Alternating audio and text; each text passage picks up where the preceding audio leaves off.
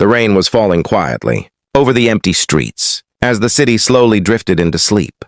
Inside a small house at the end of a forgotten lane, a boy of 12 sat near the window, staring at the drops racing each other down the glass. His name was Daniel Carter. He had learned at a very young age that life was not gentle to everyone equally. While other children dreamed of toys and school trips, Daniel dreamed only of survival. His mother, Emily Carter, worked double shifts at a local nursing home. Every night she came home exhausted, her hands rough, her eyes heavy with tired hope. She tried to hide her pain behind gentle smiles, but Daniel always noticed. His father had died 5 years ago in a factory accident, leaving behind debts instead of memories. Since then, the world had felt colder. That night, Emily collapsed on the kitchen chair the moment she stepped inside. Her breath was uneven. Daniel rushed to her side, fear filling his chest. "Mom, are you okay?" he asked. Emily forced a smile, pressing her hand against her chest. "Just tired, sweetheart. Go to bed."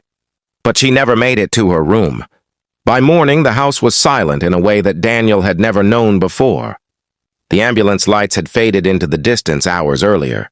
A doctor had spoken words Daniel did not fully understand, but one sentence stayed with him like a scar. "We did everything we could." At 12 years old, Daniel became completely alone. The following weeks passed in a blur. Social workers visited. Papers were signed. Decisions were made about his future without anyone asking what he wanted. Eventually, he was sent to a crowded foster shelter on the edge of the city. It was a place filled with loud voices, broken children, and tired caretakers who had stopped dreaming long ago. Daniel learned quickly that kindness was rare currency there. He kept to himself, protected his small belongings, and stayed invisible. Every night he clutched the only thing left from his mother, a folded hospital badge she had once dropped by mistake. It was his last connection to a life that once felt safe. Years passed. By 17, Daniel was no longer the fragile boy who cried near the window. He was tall now, silent and sharp-eyed. Life had taught him how to fight without fists, how to read people, how to move quietly, how to survive when fairness refuses to exist. When he finally left the shelter at 18 with nothing but a small backpack and borrowed clothes, the city did not welcome him. He slept in cheap hostels. He washed dishes at diners. He cleaned warehouses at night. Every dollar he saved felt like a brick placed into a future only he could see. One cold evening, while delivering food on a second-hand bicycle, fate took an unexpected turn. A black luxury car spun out of control at a crossing just inches from him. Daniel dropped his bike and rushed toward the driver's door. Inside sat an elderly man, unconscious, blood slowly marking his gray temple. Daniel did not hesitate. He pulled the man free with shaking hands and called emergency services. He stayed until the ambulance arrived, ignoring the rain, the cold, and the growing crowd. Before the doors closed, the man's eyes fluttered open for a brief second and met Daniel's. Weeks later, Daniel received a letter that changed his life. The man's name was Victor Langford, owner of Langford Industries, a global corporation worth billions. No family, no heirs. And for reasons no one could explain fully, the old billionaire wanted to meet the boy who had saved his life. The meeting took place in a towering glass building that touched the sky.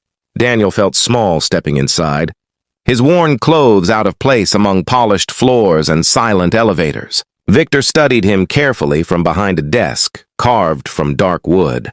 "You could have walked away," Victor said. "Why didn't you?" Daniel's answer was simple. "Because my mother once saved a stranger. She said helping someone is never a loss."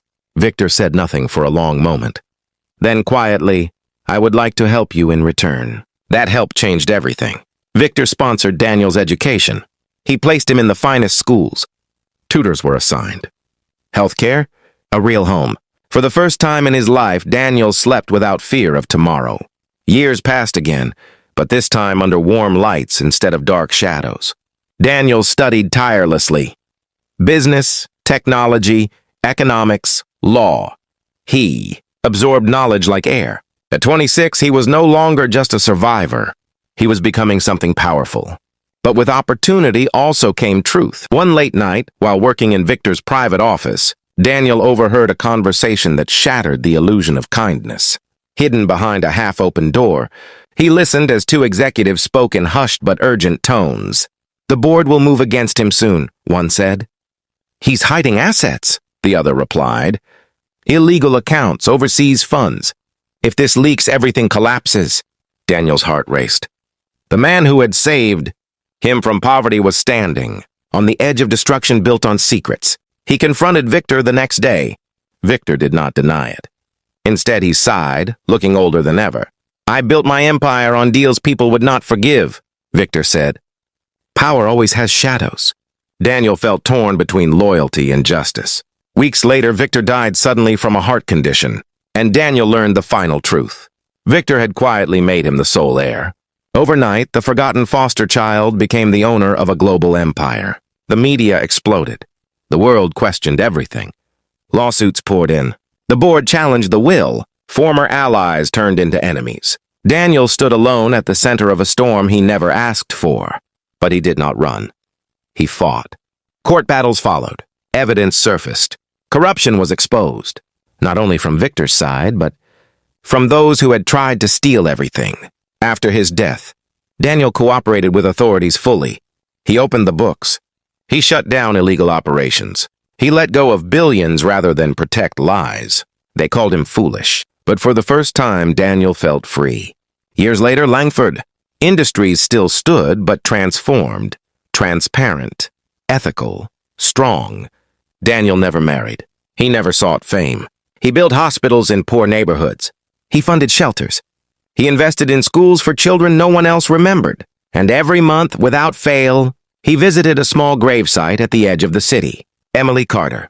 He would sit quietly, place flowers, and whisper, You saved a stranger once.